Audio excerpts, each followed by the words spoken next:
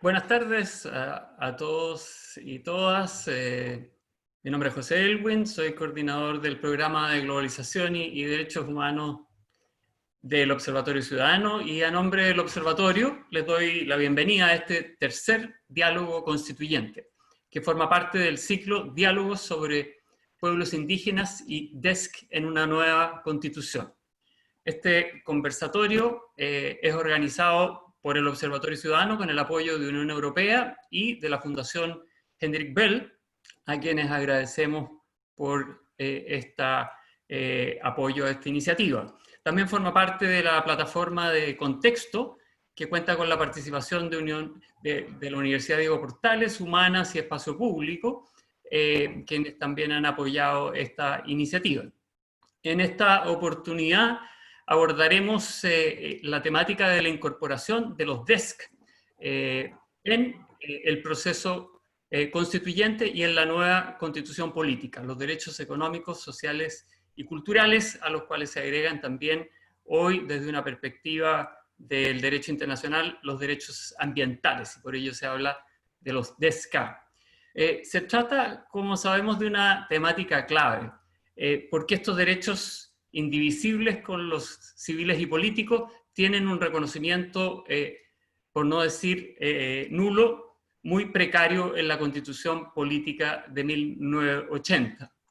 Los derechos sociales en esta Constitución están planteados más como la libertad para acceder a la salud, la seguridad social, la educación y el trabajo, que como derechos propiamente tales. Otros derechos como la sindicación y la huelga, la vivienda, no están reconocidos.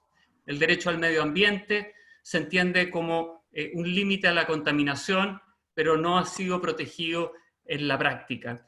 La reivindicación por estos derechos está a la base del estallido social, y por lo mismo las expectativas de que ellos sean reconocidos en la futura Carta son fundamentales. Por ello, la importancia de este panel, con los destacados panelistas que nos acompañan.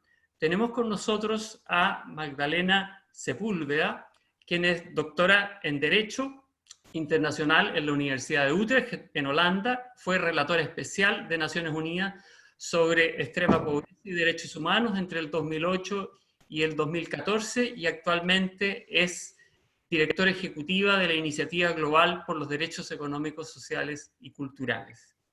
También nos acompaña, bienvenida Magdalena, Roberto Morales, coordinador del Programa de Derechos Humanos de la Fundación Instituto de Estudios Laborales, vinculada a la CUT, integrante además de Amnistía Internacional. Nos acompaña, bienvenido Roberto, saludos. Hola. A Sara, que se incorpora a este panel. Tenemos también a Sara Larraín, que es reconocida defensora ambiental, quien fuera candidata a la presidencia en las elecciones del 99 y actualmente es directora del programa Chile Sustentable.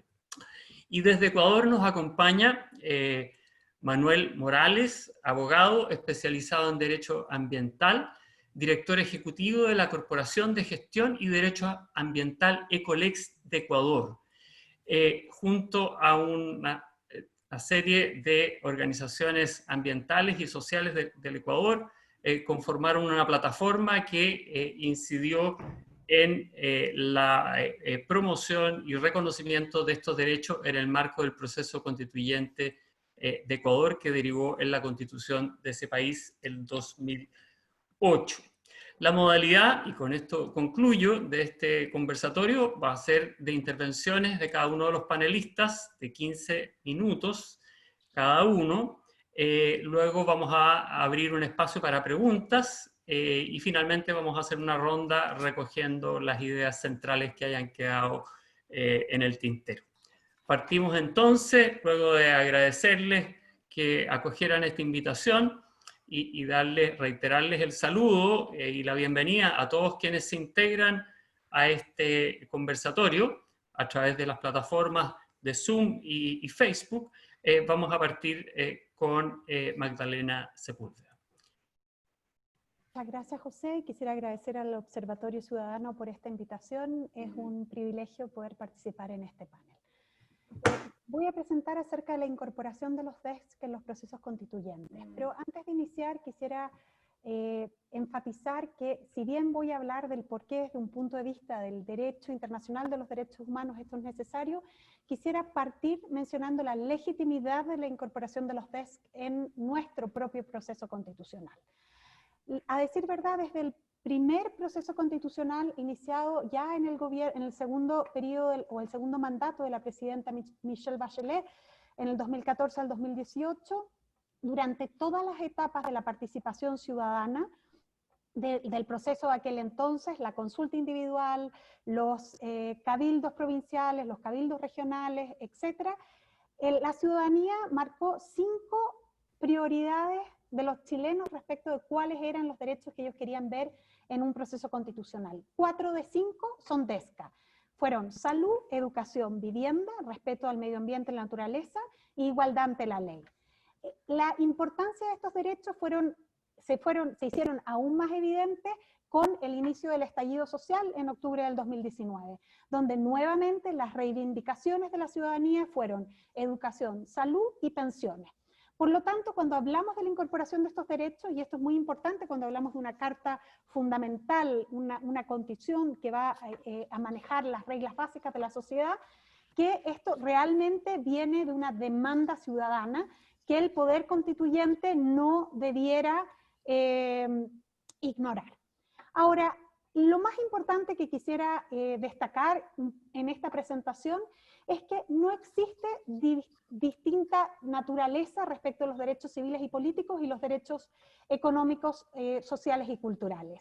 Esta idea que nos habla, y a muchos les han enseñado, de que hay categorías de derechos y que primero vienen los civiles y políticos y después los derechos económicos, sociales y culturales, y en una tercera categoría incluso los derechos medioambientales, es absolutamente artificial.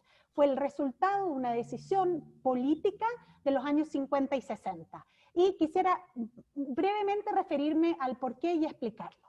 Cuando se adopta la Declaración Universal de los Derechos Humanos en 1948, se decide que va a haber un instrumento vinculante, la declaración no es vinculante, es una resolución de la Asamblea General de Naciones Unidas, que este instrumento vinculante único va a contener, como contiene la Declaración Universal de Derechos Humanos, derechos económicos, sociales, culturales, civiles y políticos. Y esta fue la decisión que se tomó al seno del grupo redactor en Naciones Unidas. Sin embargo, en 1952 se retractan de esta decisión, y es meramente por una decisión política. Obviamente estamos hablando en el contexto de la Guerra Fría, en el cual el bloque socialista y el bloque occidental no pueden encontrar un acuerdo, y por tanto, de manera absolutamente artificial, se decide que van a seguir adelante en vez de un instrumento obligatorio, un tratado internacional con ambos derechos, que van a ir en base a 2 tipos de derechos. Y aquí surge esta idea totalmente artificial de que tenemos categorías de derechos que hay que ir adoptando de manera sistemática, cuando en la realidad, así como lo hizo presente la población en el primer proceso constitucional y en el estallido social, estos derechos son realmente indivisibles. Es muy difícil, si uno le preguntara a una madre, jefa de familia, ¿qué le importa más, ir a votar o tener alimento en la mesa, o que vaya a decidir que hay categorías de derechos que uno preceden sobre otros? La indivisibilidad de los derechos es evidente. Ahora, es importante ver cuáles fueron los argumentos para esta separación. Y se dieron 3 tipos de argumentos, de los cuales los 3 están vigentes en la discusión chilena. Una discusión que se dio en los años 50 y 60, seguimos realmente con la misma discusión, realmente ignorando todo el progreso que ha tenido el derecho internacional.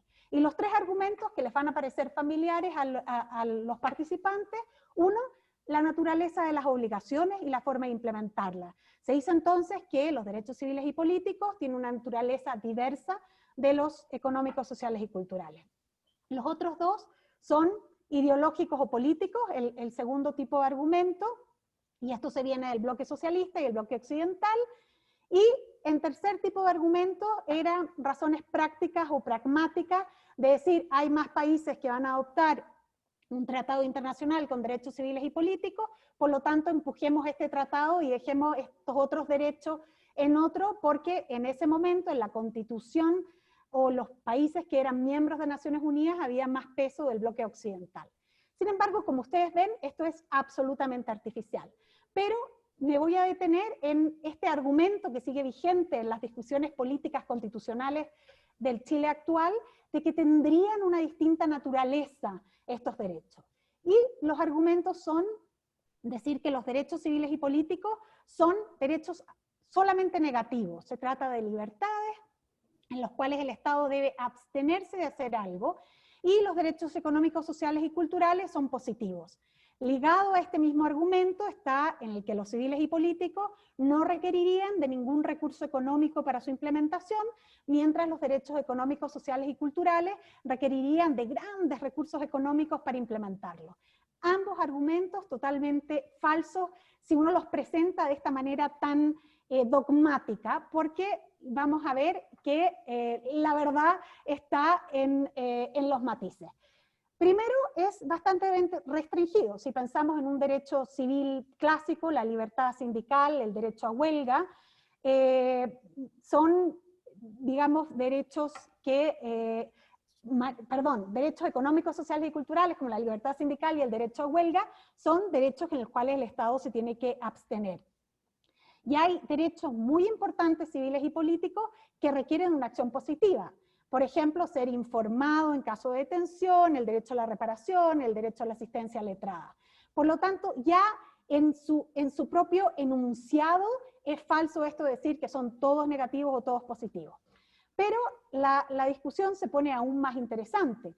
La verdad es que el derecho a la salud, por ejemplo, no es solo un derecho de proveer y una obligación positiva. Existe un componente, lo mismo que en el derecho de vivienda, un componente negativo muy importante. En el derecho a la salud, por ejemplo, de abstenerse, de impedir que la población tenga acceso a los servicios de salud, o en el derecho a la vivienda, el abstenerse de desalojo forzoso. Por lo tanto, ya en el mismo componente, sin desarrollo jurisprudencial, en el mismo contenido mínimo, por así decirlo, de estos derechos, ya nos estamos cruzando respecto a los positivos y los negativos. Y lo mismo respecto de esta idea de que unos requieren recursos económicos y los otros no. Todos los derechos humanos, todo el ejercicio de derecho requiere del establecimiento de una estructura institucional que requiere recursos económicos.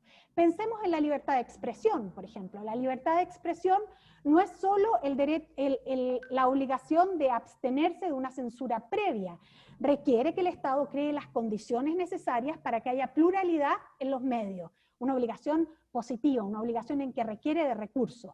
El derecho a la prohibición de la tortura. No es que el Estado debe, o los órganos del Estado, abstenerse de la tortura, eso es un componente. Para que esto suceda se requiere entrenar a los policías, a los carabineros, a los militares. Sin dicho entrenamiento es realmente ilusorio pensar que vamos a tener un derecho a una vida sin tortura. Lo mismo el derecho a la vivienda, etc. Con esto lo que quiero señalar es que no existe una categoría, unas características únicas atribuibles a un tipo de derecho o al otro tipo de derechos, civiles y políticos, económicos, sociales y culturales. La evolución del derecho internacional de los derechos humanos nos deja en claro que todos los derechos establecen una pluralidad de obligaciones y dentro de esta pluralidad de obligaciones que establece cada derecho, de este espectro de obligaciones que establece cada derecho, existen derechos que requieren distintos niveles de recursos económicos para su implementación. Por lo tanto, la diferencia entre derechos civiles y políticos, económicos, sociales y culturales, todos imponiendo un espectro de obligaciones que ahora la doctrina lo clasifica en obligaciones de respetar, esta obligación de abstenerse de un desalojo forzoso o de matar arbitrariamente, una obligación de proteger, que puede ser proteger en el derecho a la vivienda contra un arrendador abusivo, o el derecho de protegerse o de proteger que a uno no lo maten, un componente de proteger y un componente de realizar que contiene estas obligaciones más positivas. Estos tres niveles de obligaciones, respetar, proteger y realizar, lo tienen todos los derechos humanos, civiles y políticos, económicos, sociales y culturales, derechos medioambientales. Por lo tanto, no es válida la calificación de dos categorías distintas, lo que hay es una diferencia de naturaleza, perdón, no es una diferencia de naturaleza, es una diferencia de grado, que más podrían estar en un espectro positivo o menos de un espectro negativo.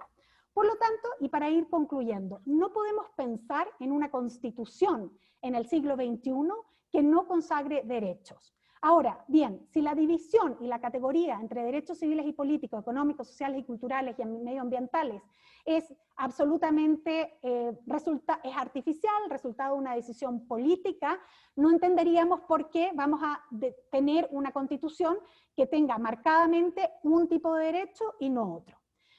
Otro punto, en todo caso, la protección de derechos en el entramado constitucional tiene que ser comprensiva. Tampoco se trata de que vamos a tener todos los derechos consagrados y nada más.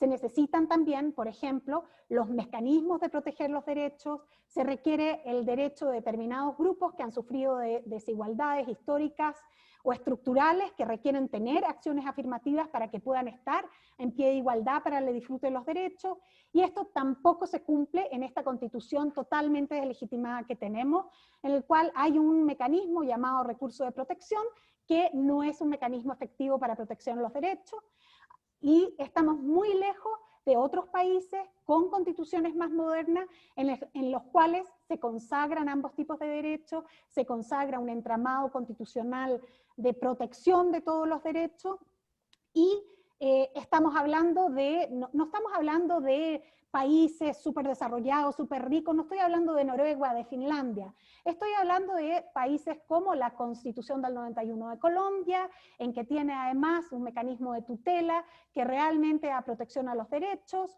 Me estoy refiriendo también a la Constitución de Sudáfrica, una constitución moderna con derechos económicos, sociales y culturales, que viene de un proceso constituyente muy importante, que también viene de como un quiebre institucional, un estallido social con el término del apartheid, y es realmente importante también ese proceso. Pero lo vemos así también en muchas otras constituciones, y por lo tanto esto tampoco es que se trata, yo veo muchas discusiones de supuestos técnicos, tecnócratas, un poco de derecha que vienen a argumentar, no, ¿cómo vamos a venir a proteger el derecho a la vivienda en nuestra constitución? Eso se lo dejamos para otros países. Eso es absolutamente falso, es, como partí diciendo, una demanda ciudadana que legitima al poder constituyente para la consagración de estos derechos, y es lo que en un derecho constitucional moderno es un mínimo de protección a los ciudadanos. Esto es principalmente importante también de considerar respecto al cambio del rol del Estado. En este momento tenemos una constitución al revés de lo que debiera ser. O sea, en vez de tener el Estado como garante de los derechos, tenemos al Estado en un rol subsidiario, en el cual se deja a la acción privada el rol principal en la satisfacción de derechos relativos a los económicos, sociales y culturales. Esto es un absurdo en sí mismo.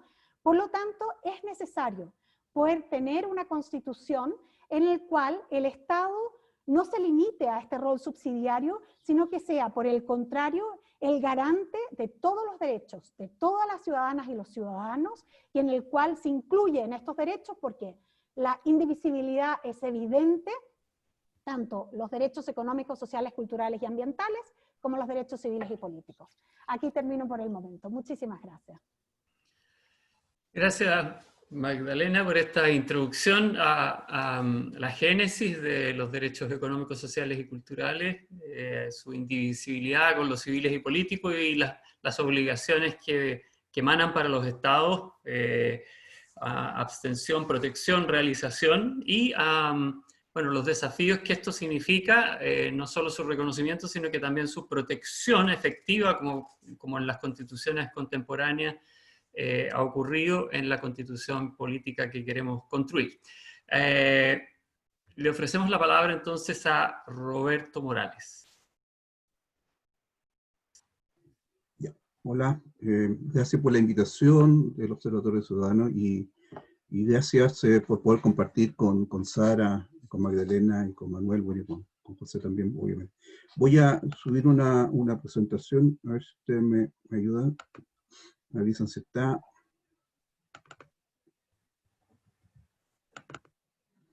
Ahí se ve bien. Perfecto. Ya, fantástico.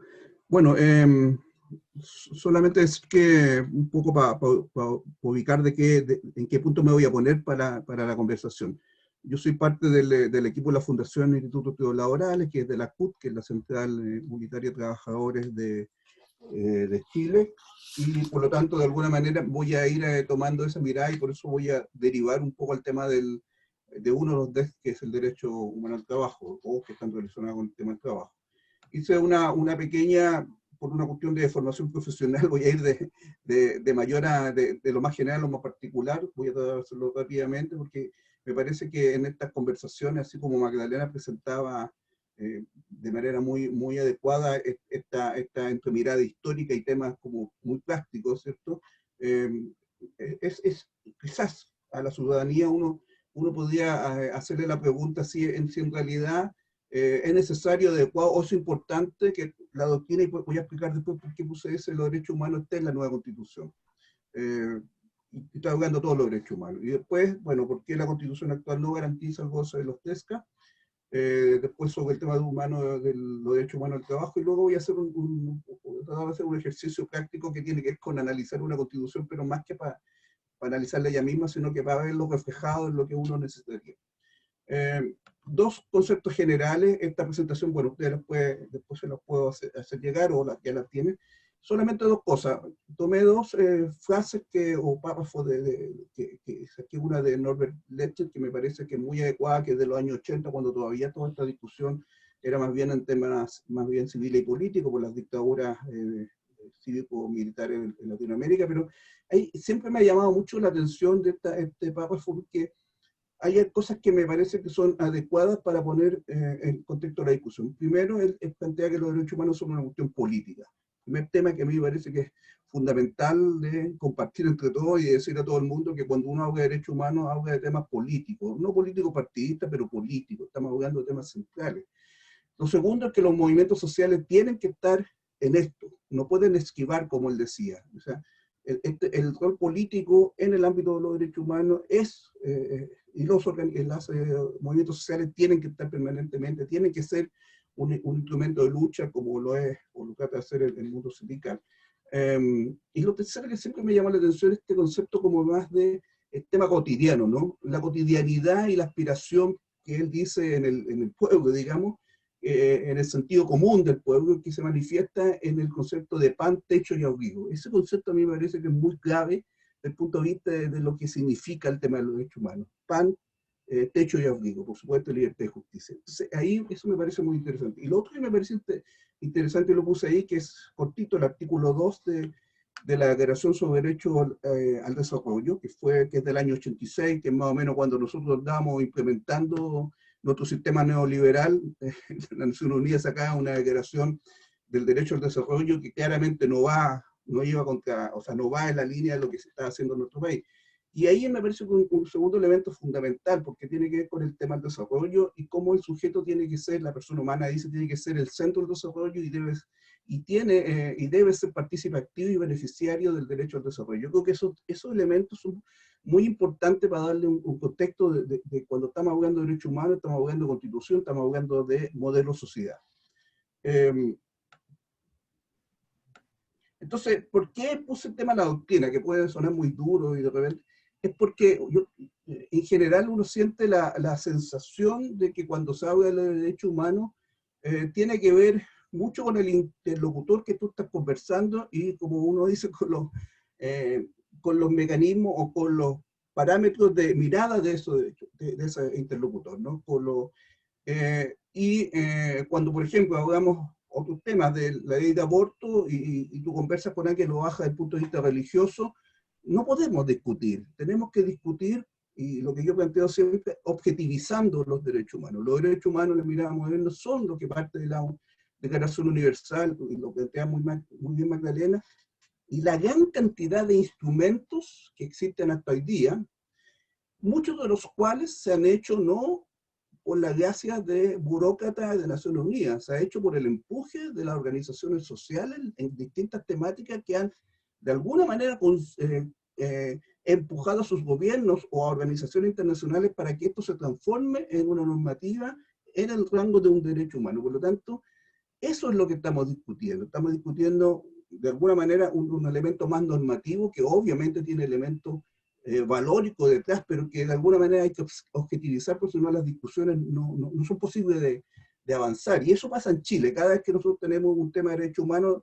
viene como todo el tema de mirada religiosa, de mirada político-partidista, y en realidad se generan discusiones que al final no se avanzan nada. Por eso puse ese concepto. Entonces, algunos elementos que ahí pongo, que son, los voy a ir comentando rápidamente, y que todos estos son sacados de un documento que me parece súper bueno, que es del Alto Comisionado de las Naciones Unidas sobre el tema de Constitución y Derechos Humanos. Está reseñado al final, pero ellos ponen muchos elementos que me parecen son muy iluminadores. Primero, el concepto de dignidad humana. Cuando a uno le preguntan, di en una frase, ¿qué es esta cosa de los derechos humanos? Uno dice, bueno, los derechos humanos no son más que trabajar por la dignidad de las personas. Eso es, así muy simple, ¿no? Y cómo efectivamente esa dignidad de las personas tiene que estar en la construcción de una sociedad, y también tiene que estar diferenciado entonces aquellos que somos sujetos de derechos y aquellos que es el Estado que tiene que efectivamente proteger y defender, pero además son los que normalmente los que vulneran los derechos humanos. Entonces, esta relación de sujetos de derechos y jurisdicción, y la jurisdicción del Estado, tiene que estar presente el concepto de dignidad humana. El segundo elemento que ellos plantean, que me parece muy interesante, tiene que ver con que esta relación, ciertos grupos de la sociedad, con el Estado, que es transversal, tiene que tener los elementos de control o rendición de cuentas y cómo se toman las decisiones. Y eso también es un elemento que también uno puede determinar en una determinación de una norma que efectivamente considere estos principios. Por eso, según lo que plantean ellos, todos los ejemplos de constituciones modernas, algunas de las cuales ya se plantearon, de alguna manera plantean entonces en una mirada moderna las constituciones con estos elementos, pero también los estudios dicen que cuando estos elementos no están bien desarrollados, puede generarse una inefectividad de los derechos humanos en el plano nacional, ya sean individual o colectivo, ¿cierto? Y porque existe una deficiencia en esa construcción. Por supuesto, como la Constitución tiene el rango mayor, te va a ordenar hacia abajo todo lo que venga, y eso yo creo que es muy importante en la discusión que hoy día tenemos, ¿no? Vamos a tener este concepto de, bueno, hasta dónde van las cosas en la Constitución y cómo eso te ordena para adelante es un elemento importante. Lo otro que voy a pasarlo rápidamente, sí plantea una cosa que es muy de coyuntura, ¿no? Dice, cuando las sociedades están en algún tipo de conflicto, están en una encrucijada desde el punto de vista de transiciones democráticas u otros, efectivamente la construcción colectivamente de una nueva carta fundamental, de una nueva carta magna, ayuda también a desarrollar modelos de sociedad que sean bastante más vivibles, bastante más compartidos. Y es por eso, y aquí termino esta primera parte, ellos dicen, mira, el vínculo entre derecho humano y orden constitucional y orden constitucional democrático parte en el proceso en el cual se construye esta nueva constitución. Y es fundamental entonces, si nosotros entendemos este rol de ciudadano activo, ¿cierto?, que solamente vamos a construir algo que va a perdurar en el tiempo, que lo va a representar, con una participación activa, permanente, en este proceso de construir una constitución, donde todos los actores puedan dar sus opiniones libremente, comunicarse, etcétera, etcétera. Entonces, la primera pregunta, ¿es necesario, es adecuado tener este tema? A nosotros, por lo menos a mí me parece que uno de los pilares básicos para construir una constitución moderna es tener el elemento o tener todo lo desarrollado desde el punto de vista de los derechos humanos. Primero, ese es el primer tema.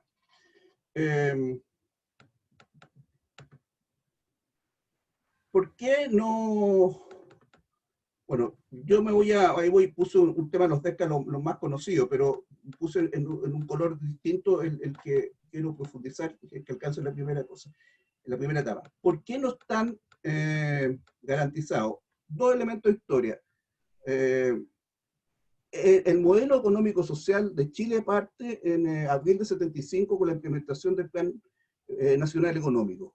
Eso empieza a ordenar nuestra sociedad en una mirada neoliberal, neoconservadora, y por tanto, uno lo que puede decir es que de ahí para adelante, la dictadura, aparte de violar derechos civiles y políticos sistemáticamente, también vulneró los derechos económicos, sociales y culturales y ambientales también, de manera sistemática y de manera generalizada, porque su modelo, a juicio nuestro, su modelo como tal es vulnerador de esos derechos humanos.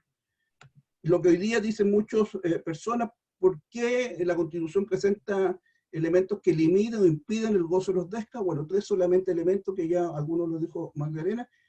Pueden haber más, por supuesto, el modelo de Estado, ¿cierto? Con el tema del Estado subsidiario, que tú ya lo planteaste, donde el Estado se aleja de una mirada de acción activa, si más bien tiene una mirada pasiva desde el punto de vista de las relaciones económicas. Un principio de no discriminación en materia económica que puede sonar como positivo, pero en realidad en la práctica significa entonces que las relaciones económicas con los privados tienen una lógica realmente compleja y normalmente donde es el Estado quien pierde frente a los privados en este tipo de relaciones.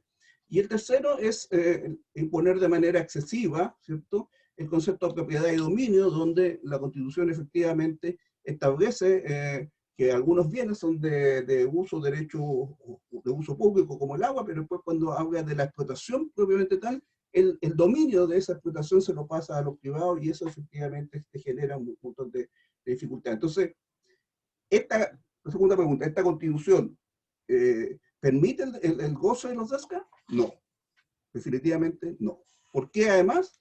Es una Constitución que está, y creo que ahí no lo dije, la consecuencia, ¿cierto?, es que, me salté ahí una lámina, la consecuencia es que la Constitución del 80 no hizo más que fortalecer y blindar jurídicamente un modelo social y económico que a nuestro juicio vulnera permanentemente los derechos humanos. Por lo tanto, esta Constitución es la que le da el sustento jurídico a un modelo que efectivamente es vulnerador de los derechos humanos. Bueno, después de los derechos humanos al trabajo, fíjate que Magdalena hacía referencia de aquellos que eran prioritarios para las personas, pero no apareció el tema del derecho al trabajo, ¿sí?, curiosamente. Y es un tema que a nosotros efectivamente nos preocupa porque está la sensación que los derechos que están en el mundo del trabajo no son derechos humanos. Y ahí puse solamente para que el concepto de derecho humano del trabajo laboral es parte de la misma Declaración Universal de Derechos Humanos y hay una serie instrumental que terminan con todos los convenios fundamentales de la OIT. Si ustedes se dan cuenta, cuando nosotros hablamos de los derechos de sindicalización, el derecho al trabajo, etcétera, etcétera, a ninguno de nosotros ni en la vida cotidiana se le ocurre decir que esos son derechos humanos. Son derechos laborales, son derechos sociales, pero no son derechos humanos. Ahí hay una concepción que a nosotros nos parece que hay que trabajar.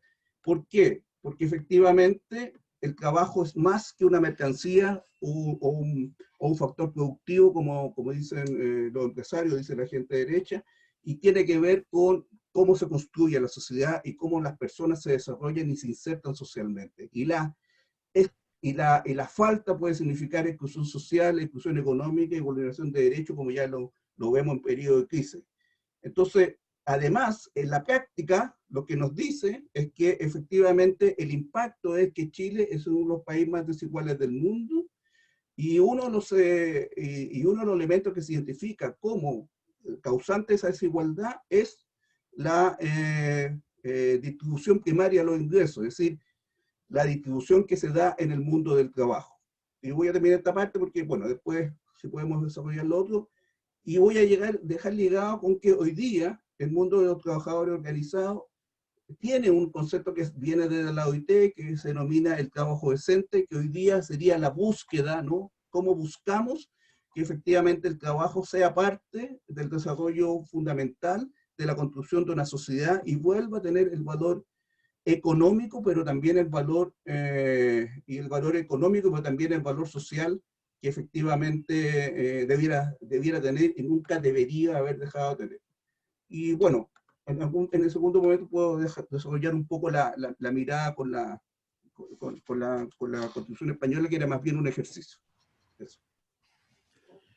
Muchas gracias, Roberto, por ir hacia el análisis de la concepción misma de los derechos humanos y de los DESC en particular, y cómo el Estado subsidiario generado en dictadura derivó en esta Constitución que no garantizó estos DESC, y menos aún en particular en el caso de los derechos laborales.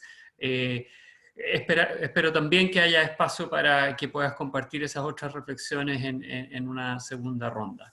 Dicho eso, entonces vamos a dejar con la palabra a Sara Larraín, con sus 15 minutos para su presentación. Adelante, Sara.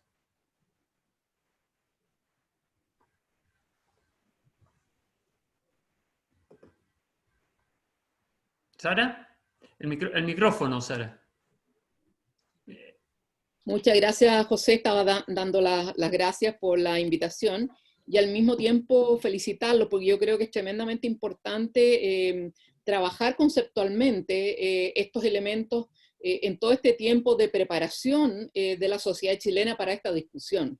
Y yo creo que es tremendamente importante. Ahora, no siendo abogada, yo quería un poco compartir cuáles son los 4 núcleos esenciales que estamos viendo desde el movimiento ambiental, en el sentido de cuáles son las lecciones que tenemos hasta hoy día con la aplicación de la Constitución, y obviamente con los elementos de esta Constitución que están en las legislaciones sectoriales y que están reforzadas en el marco constitucional también.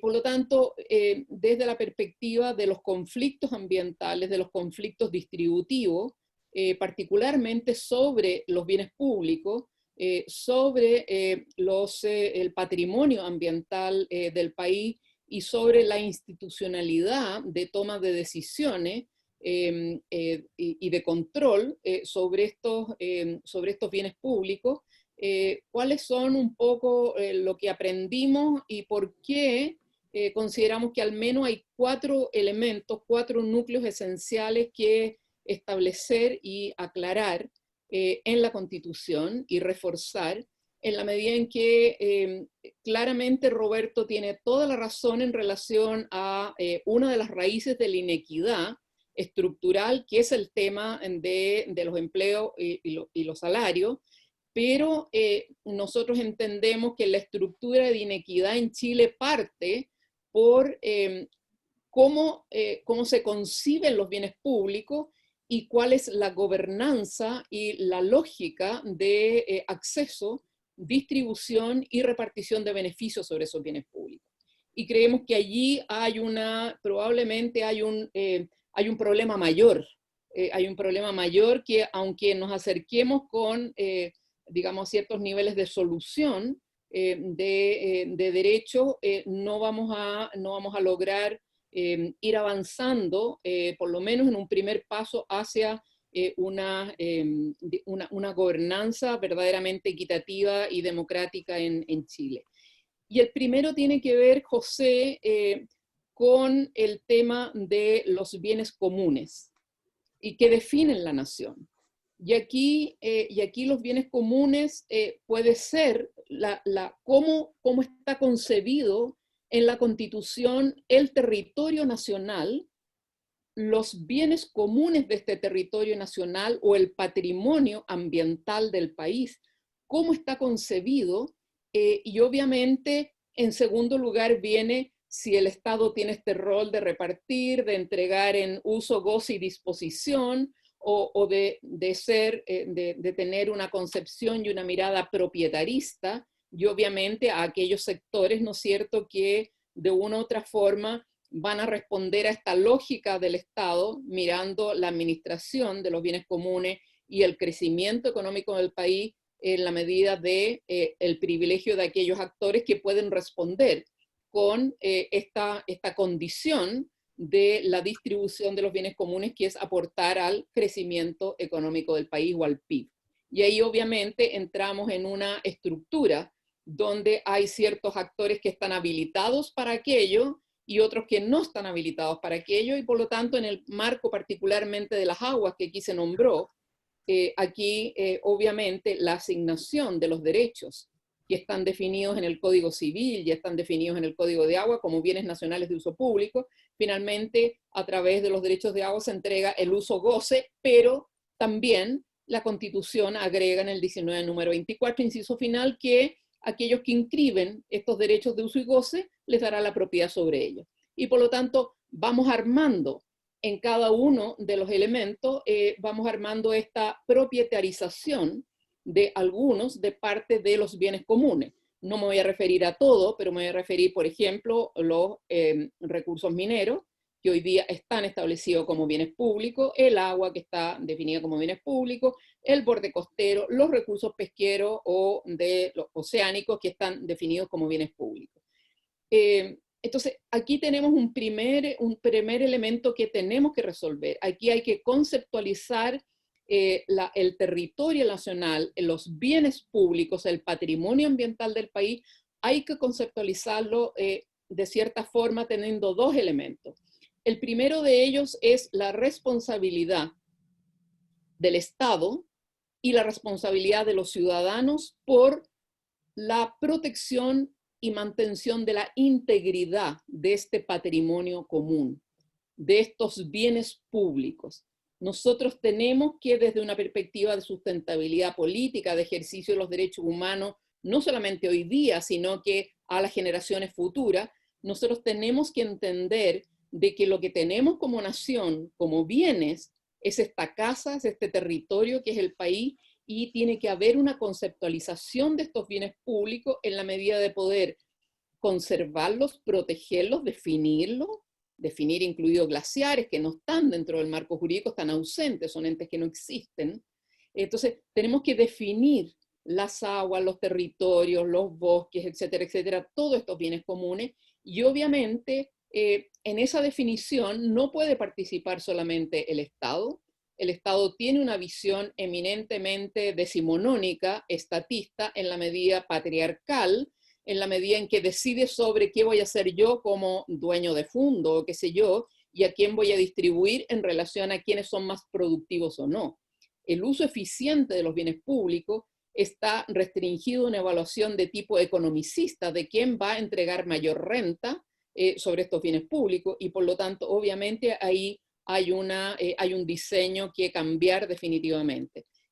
Entonces, el primer elemento es este tema de la protección de los bienes públicos y de la mantención de la integralidad o integridad de los bienes públicos, las aguas, las cuencas, etcétera, con el objeto de que este patrimonio común sobre el cual se basa la sobrevivencia, pero también los derechos al desarrollo, puedan verdaderamente garantizar de que están definidos, de que hay un patrimonio ambiental con indicadores, obviamente de capital natural y todos los elementos tanto económicos como biológicos, etcétera, etcétera. Un segundo elemento, teniendo claro este punto, es cuáles son los derechos de acceso, una vez que determinamos estos bienes comunes y cuáles son los deberes tanto del Estado como de los ciudadanos en relación a este patrimonio común. Tenemos que ir a cuáles son los derechos de acceso a estos bienes comunes, cómo se va a hacer la distribución de estos bienes comunes. Si nosotros tenemos agua, minería, recursos naturales, cuencas, no es posible que al cual el Estado le entrega un derecho sobre un bien común como el agua, se lo entregue gratuitamente y a perpetuidad, y esa persona natural o jurídica no tenga ninguna responsabilidad de conservar ese bien público y menos devolver a la sociedad o pagar a la sociedad parte del beneficio que esa persona está capturando o esta renta que una persona natural o jurídica está capturando sobre un bien público. Ahí claramente está una raíz brutal de la inequidad en Chile, en la cual al que se le adjudica un bien público, un bien común, tiene que devolver a la sociedad un beneficio que sea repartido a la sociedad en salud, en educación, en calidad ambiental, en pensiones, en lo que sea. Pero aquí hay una privatización de la renta sobre los recursos naturales que en el caso del agua, que además es un nuevo derecho humano fundamental, resguardado, vinculante, etcétera, etcétera, se propietariza y se propietariza a perpetuidad. Y esto está hoy día claramente protegido por el 19 número 24 de la Constitución y contradice totalmente la definición del Código Sectorial y del Código Civil. Entonces aquí tenemos problemas mayores porque ha sido el constituyente el que ha entregado al Estado una cierta forma de adjudicación de los bienes públicos que finalmente ha, digamos, expropiado a la sociedad chilena de su derecho sobre los bienes públicos. Entonces, aquí hay un elemento tremendamente importante que tiene que quedar meridianamente claro en el marco constitucional. Ahora, tú nombrabas, José, al principio que además, dentro de estos derechos, está el famoso 19 número 8, el derecho a vivir en un medio ambiente libre de contaminación, que en el fondo es una forma ambiental de señalar el derecho a la vida, porque el que vive en un medio ambiente contaminado se enferma y por tanto tiene mayor, como han dado todos los estudios, tiene mayor probabilidad de morir y por lo tanto es una forma distinta de afirmar el derecho a la vida.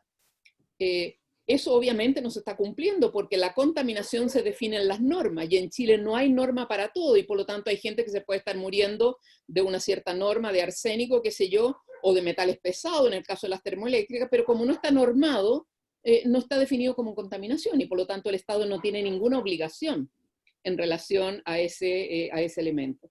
Eso obviamente hay que ampliarlo y hay que cambiar el nombre del derecho libre de contaminación y más bien hablar del derecho a un medio ambiente íntegro, un medio ambiente sano, un medio ambiente, o sea, aquí hay que cambiar este elemento con digamos, la visión que señalaba Magdalena inicialmente, desde la perspectiva que cuando miramos los principios, las definiciones de deberes y derechos constitucionales, tenemos que estar con el otro ojo mirando inmediatamente cómo se va a implementar esto en las leyes sectoriales, para que no nos pase de repente que quedamos con una serie de enunciados maravillosos en la Constitución, pero no hay cómo bajarlos y pasan décadas que no hay cómo bajarlos.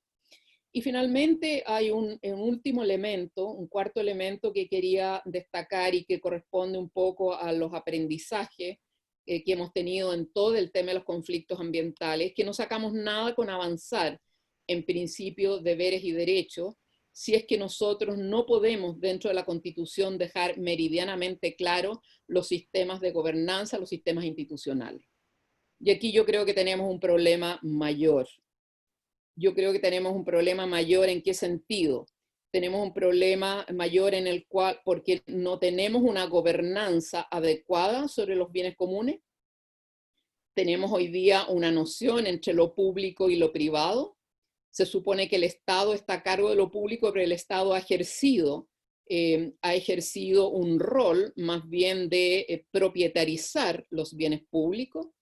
Y yo creo que el Estado, dado la estructura en nuestros países que está tan cerca de los actores del mercado y tan lejos de la ciudadanía, desde nuestra perspectiva no garantiza la institucionalidad sobre los bienes públicos a cargo del Estado. Hoy día no garantiza que con un cambio constitucional vaya a cambiar. Viene una inercia propietarista demasiado grande, reforzada por la Constitución del 80, y por eso nosotros estamos totalmente partidarios de que la Constitución se establezca una forma de gobernanza enteramente distinta en el cual el Estado, principalmente primero sobre lo público, el Estado tenga parte de la responsabilidad y la ciudadanía tenga parte de la responsabilidad. Por lo tanto, entender la responsabilidad pública no solamente como la responsabilidad estatal, porque no le dio el ancho y no le va a dar el ancho, si que no hay ciudadanía, y por lo tanto separar y diferenciar lo estatal de lo público. Nosotros somos partidarios de enriquecer lo público y por lo tanto avanzar en una institucionalidad tanto de monitoreo como de garante, defensores de, etcétera, pero también iniciativa popular de ley, también todos estos plebiscitos vinculantes a distintos niveles, provincial, regional, nacional. Nosotros creemos que si no ponemos el énfasis probablemente en estas formas de gobernanza democrática, por muy bonita que nos quede la Constitución en términos de contenido, de principio y todo lo demás, es letra muerta.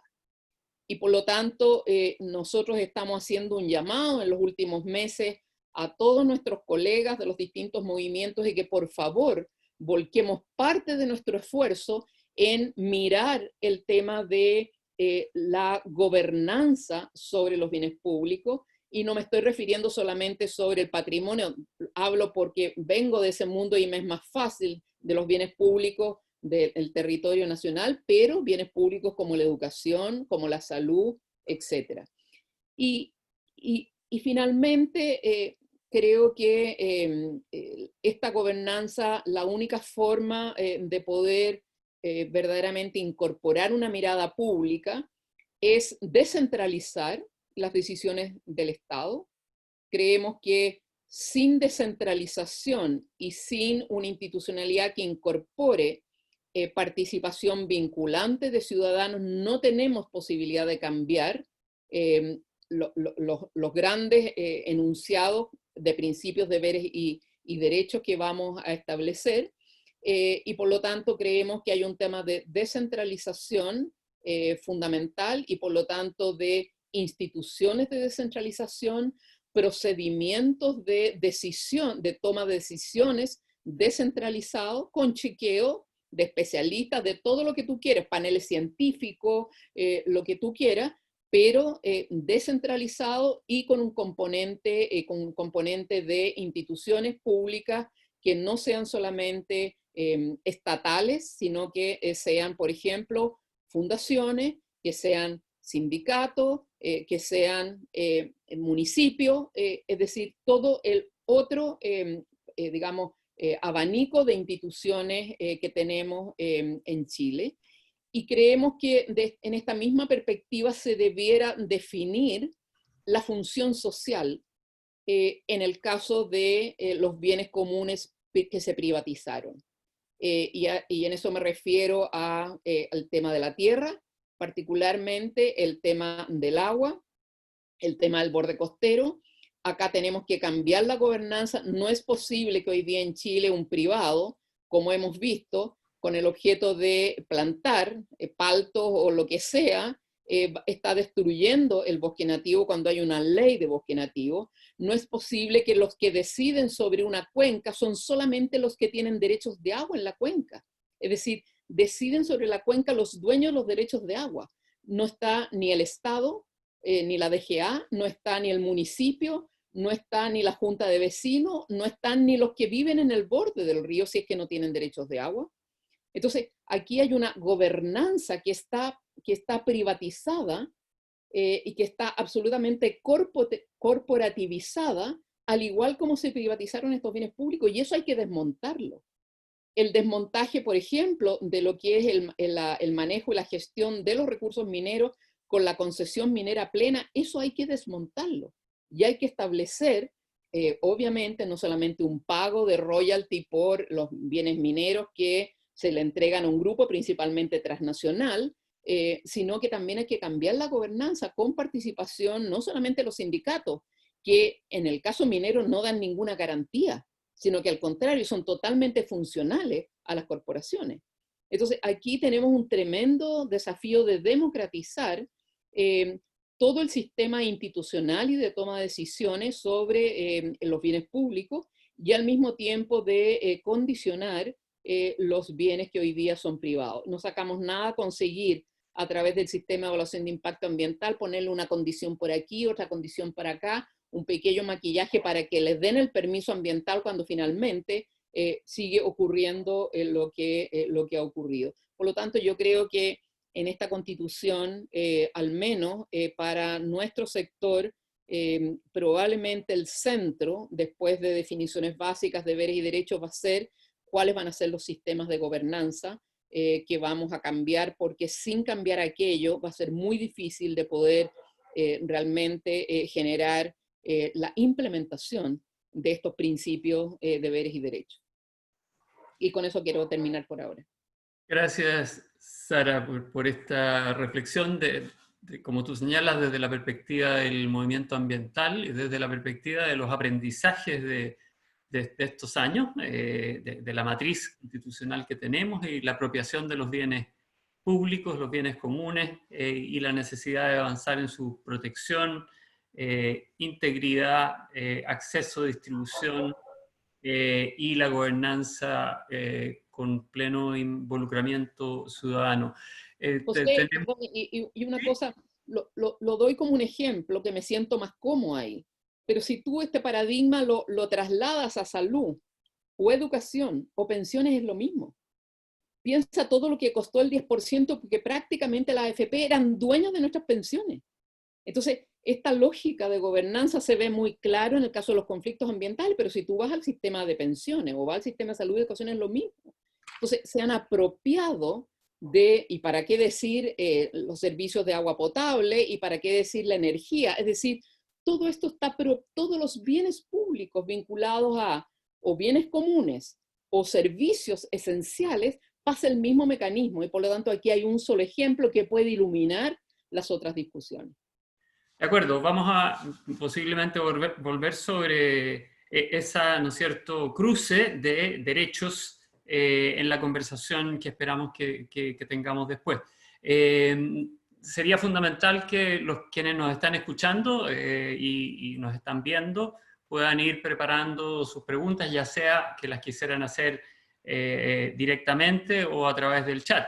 Tenemos también información de que nos están viendo desde Tierra del Fuego, lo que da cuenta, ¿no es cierto?, de lo importante que son estas conversaciones. Vamos a dejar entonces a Manuel Morales con la palabra, con sus 15 minutos, para que nos cuente desde su perspectiva, desde Ecuador, nos dé una mirada comparada a los desafíos de estos derechos para este país. Muchas gracias al Observatorio Ciudadano por la invitación. He escuchado con atención lo que los panelistas han mencionado, y la verdad es que me siento absolutamente impresionado porque estas mismas discusiones las teníamos en los albores de nuestra Constitución actual, y es parte de lo que les voy a comentar. Y decirles que es un muy buen camino. Creo que las discusiones, tanto estructurales como políticas, como normativas, siempre son fundamentales, y entre más diversas y plurales sean, creo que es mucho mejor.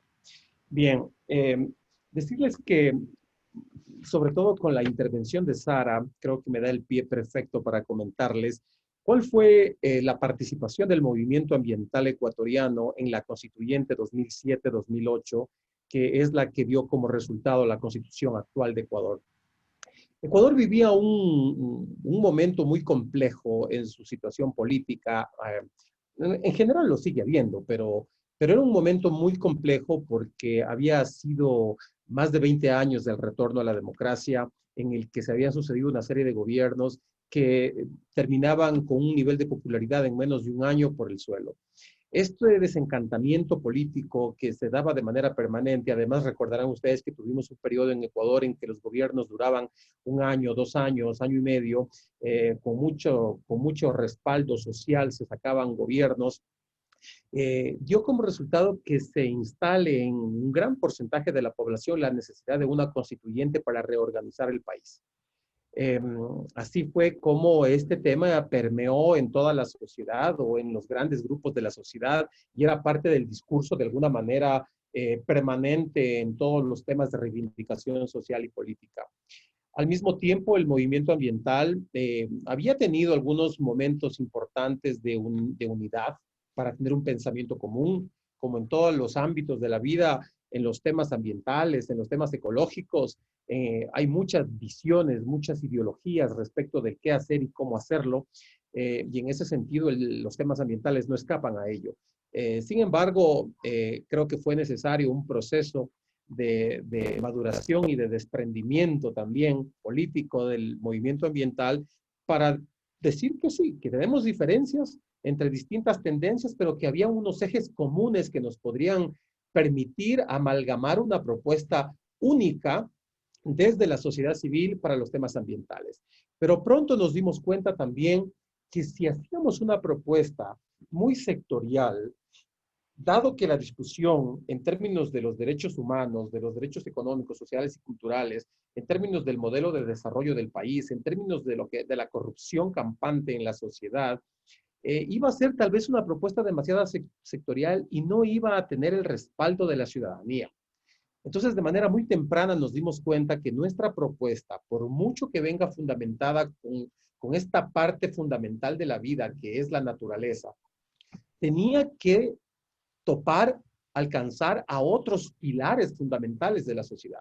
Y por eso es que nuestra primera definición fue que teníamos que caminar hacia una sociedad equitativa y sustentable.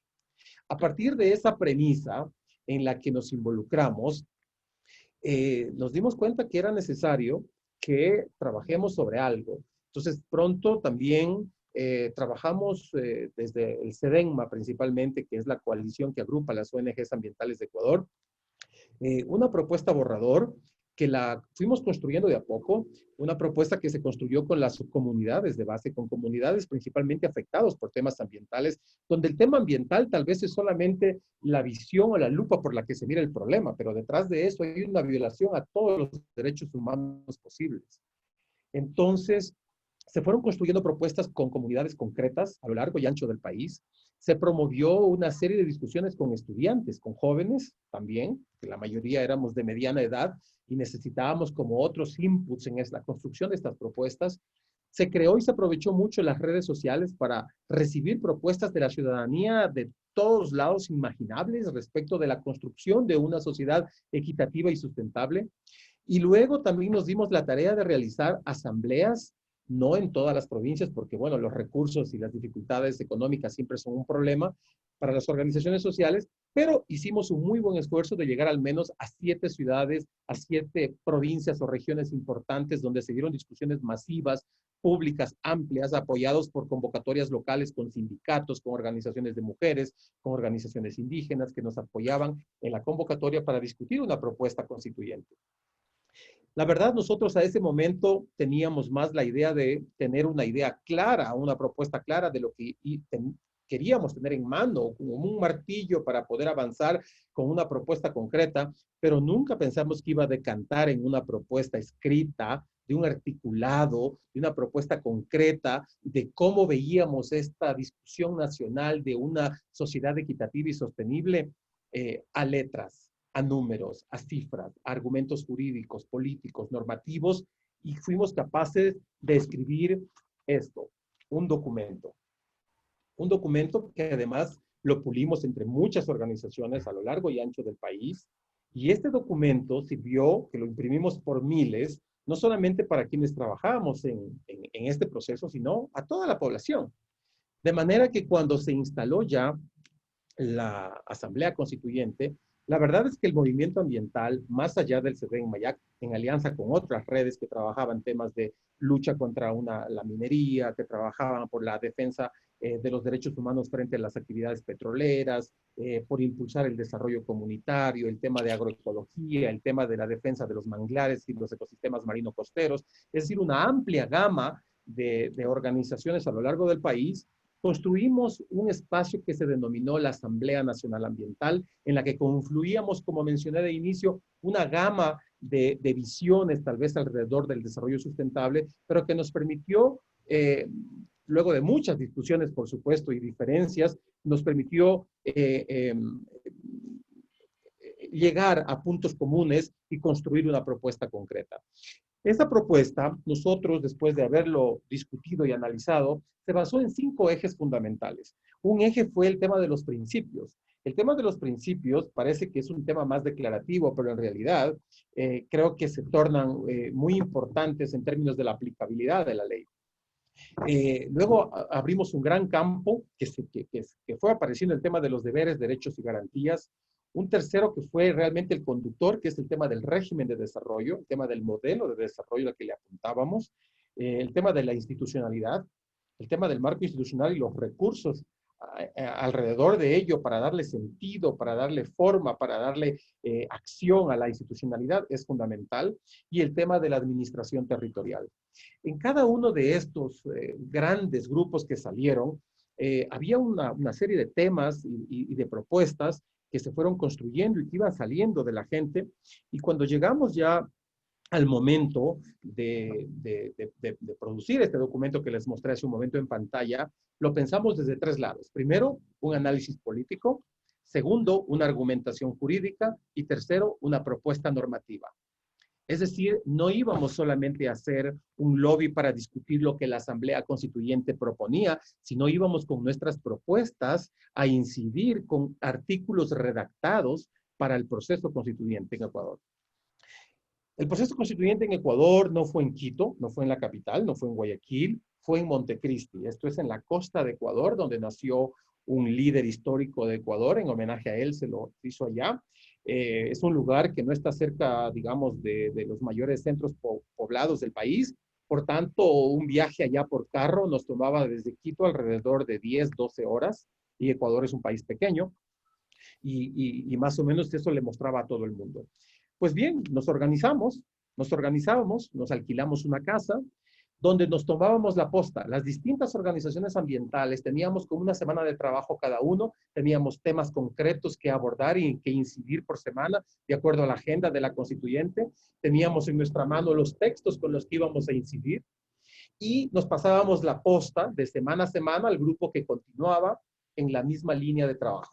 Y así nos mantuvimos por los 8 meses de la constituyente, en seguimiento diario, permanente a todas las discusiones. Trajimos gente de otros países donde se habían discutido temas como los derechos de la naturaleza, por ejemplo, que en el caso de Ecuador es una identidad importante de la Constitución actual. Trajimos gente de Sudáfrica, de algunos municipios de los Estados Unidos donde se aplicaban, de Nueva Zelanda, donde se habían aplicado ya estos temas para explicar, para que los constituyentes comprendan que no era un cuco, que no era una cosa de otro mundo, sino que era posible reconocerle derechos a la naturaleza y poder luego procesarlos además en un marco normativo. También tuvimos una estrategia de medios muy importante, muy creativa, muy divertida, muy jovial, muy fresca para impactar en la opinión pública con temas claves como el tema de la importancia del agua. Alrededor de eso, pues logramos una incidencia importantísima en medios para trabajarlo. Y finalmente, creo que cuando llegamos al punto de cuando se empezaron a votar y a aprobar los artículos, nos dimos cuenta de una manera increíble que un gran porcentaje de nuestras propuestas, que fueron condensadas acá, no les puedo mostrar ahora, pero ven ustedes unos subrayados, todos esos subrayados que lo hemos hecho en muchas presentaciones, son los subrayados que corresponden a los textos, a las líneas que quedaron en la Constitución ecuatoriana. Es decir, bien logramos un gran avance en términos de haber discutido, haber mostrado, haber argumentado alrededor del tema del modelo de desarrollo, de los derechos de la naturaleza, figuras importantísimas para la defensa de la naturaleza, como por ejemplo la reversión de la carga de la prueba, la legitimación activa para poder representar sin ser afectado directo, el tema de la responsabilidad objetiva frente a los daños ambientales, que quiere decir que no necesitas tener culpa para ser autor, para tener una responsabilidad frente a lo que sucede. Una serie de categorías jurídicas que se lograron establecer, o también como el principio, el indubio pro natura, donde va a primar unas leyes que protegen la naturaleza frente a leyes económicas, por ejemplo, de otros sectores. Una serie de elementos fundamentales para que pueda haber realmente un estado ambiental de derecho, que poco a poco se lo vaya construyendo y que permita de todas maneras que este elemento por años, por décadas, por siglos, tan olvidado como es la mirada a la naturaleza, pudiera tener no solamente un componente verde en una constitución, sino sobre todo ser un pilar fundamental de la construcción de un modelo de desarrollo, que es como se lo propuso. Obviamente, decirles que todo es felicidad estaría mintiendo, porque hubieron muchos temas que no se lograron. El tema de la consulta previa libre e informada en Ecuador, pese a que es signatario del convenio 169 de la OIT, sigue siendo un tema pendiente, no es vinculante, pero se lograron muchos derechos importantes que ahora permiten debatir, permiten litigar, permiten confrontar de una manera distinta. No quiere decir tampoco, como bien lo señaló Sara, que la construcción de una ley, de una constitución es la solución a todo. Por supuesto que no, pero es mucho mejor tener una constitución que tenga y contenga y permita acciones concretas en pro de los derechos que una constitución que los limite y los complique y los dificulte. Entonces, la pelea para nosotros ahora, dado que tenemos una constitución importante, interesante, coherente en muchos temas, es la ejecución. Eso es otra conferencia, eso es otro tema, porque es muy complejo, pero decirles que el camino que ustedes han tomado es muy importante de debatir, y lo mejor, la verdad, es llegar con una propuesta concreta. Nuestra experiencia fue fundamental para lograr muchas reivindicaciones que ahora constan en la Constitución, y creo que la sociedad civil tiene que aprovechar esas oportunidades. Tenemos que incidir directamente y ser parte de esa gobernanza, que creo que estos son los momentos históricos en los que tenemos que hacerlo. Muchas gracias. Muchas gracias, Manuel, por de nuevo compartir la experiencia de acción colectiva del movimiento ambiental en el Ecuador, y cómo ese trabajo colectivo logró incidir y plasmar en esa constitución los avances que tú señalas. Efectivamente, el tema de la implementación es un tema que nos interesa. Ojalá haya espacio para que también, si bien es un tema en sí, aquí algunos detractores de derechos humanos y de DESC en una nueva constitución también plantean ese argumento, digamos, ¿para qué establecer esos derechos si en la práctica no se van a implementar? De modo que ya tenemos esta ronda de los 4 panelistas, a quienes agradecemos, y a una mirada general a este tema que nos permite entrar en una conversación. La conversación opera por la vía de quienes pidan la palabra y quieran hacer uso de ella. Vamos a partir por ello, y después por las preguntas que estén en el chat. Mis compañeros de observatorio tienen ahí la modalidad para que quienes participan puedan pedir la palabra.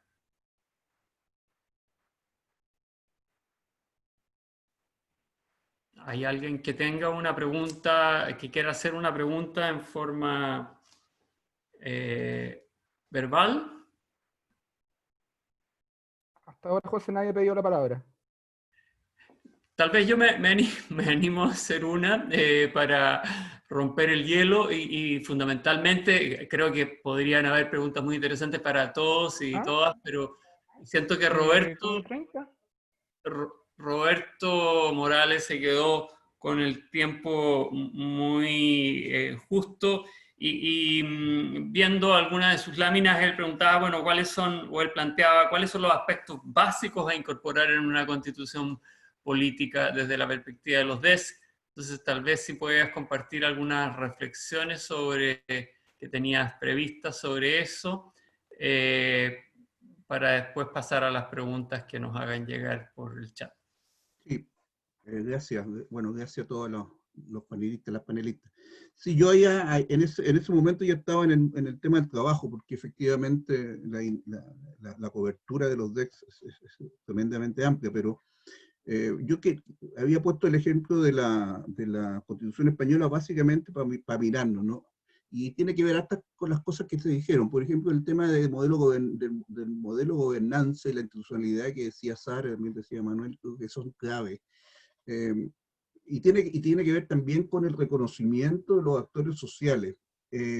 A mí me ha llamado mucho la atención y por eso incluso trato de usar la Constitución española, que es muy antigua, del 78.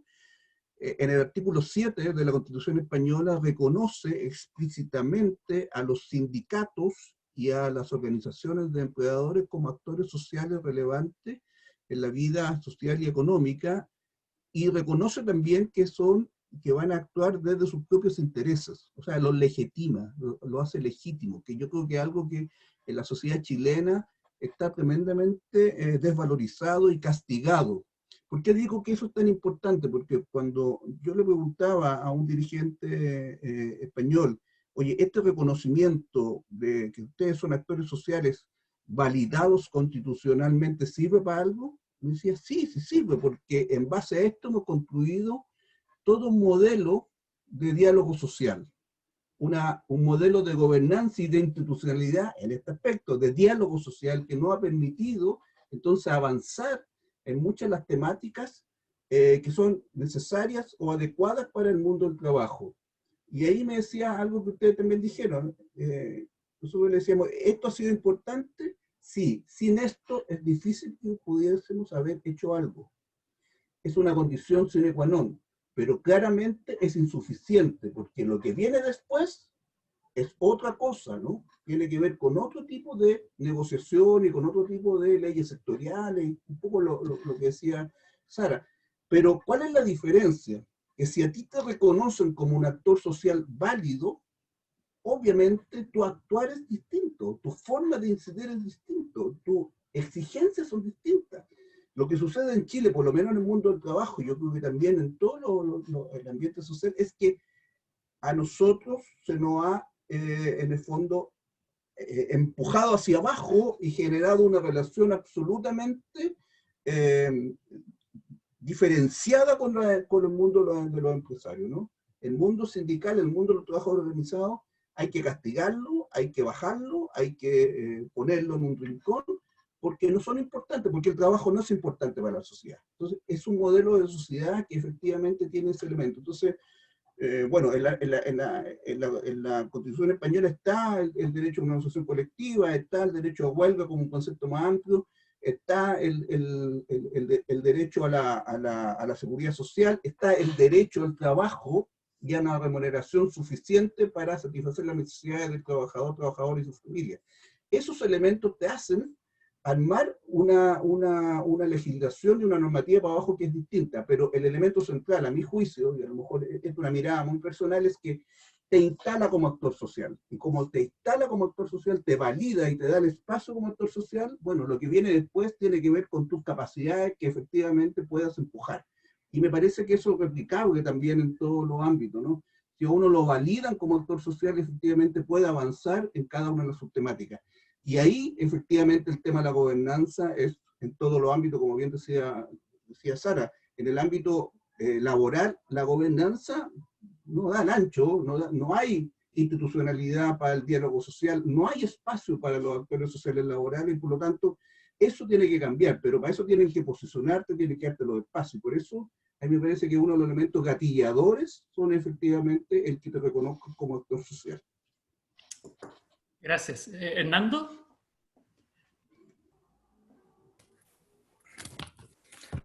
¿Se podría complementar un poco lo que acaba de presentar? Claro. Después viene Hernando. Entonces, adelante, Magdalena. No, simplemente me parece un tema clave el que acaba de presentar Roberto. Creo que tenemos que reconocer que uno de los legados más nefastos de la dictadura fue realmente hacer desaparecer los actores intermedios entre el individuo y el Estado.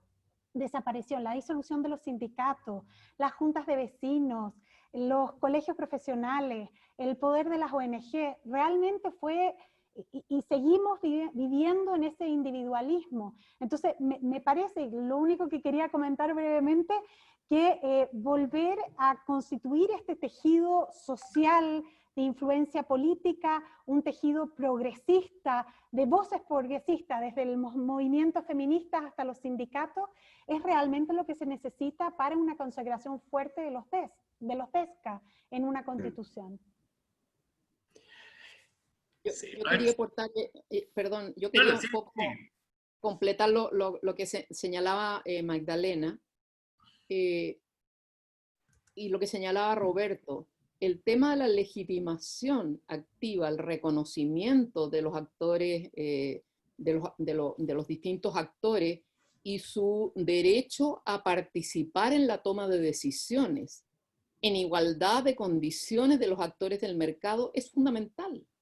Y de las regiones en relación al centro es absolutamente fundamental, porque lo que hay que hacer es desconcentrar el poder de los dos sectores que hoy día detentan un poder patriarcal vinculado con el Estado decimonónico, centralizado, presidencialista en el caso de Chile, y los actores del mercado, que ambos constituyen una élite burócrata estatal que simplemente no oye a la calle.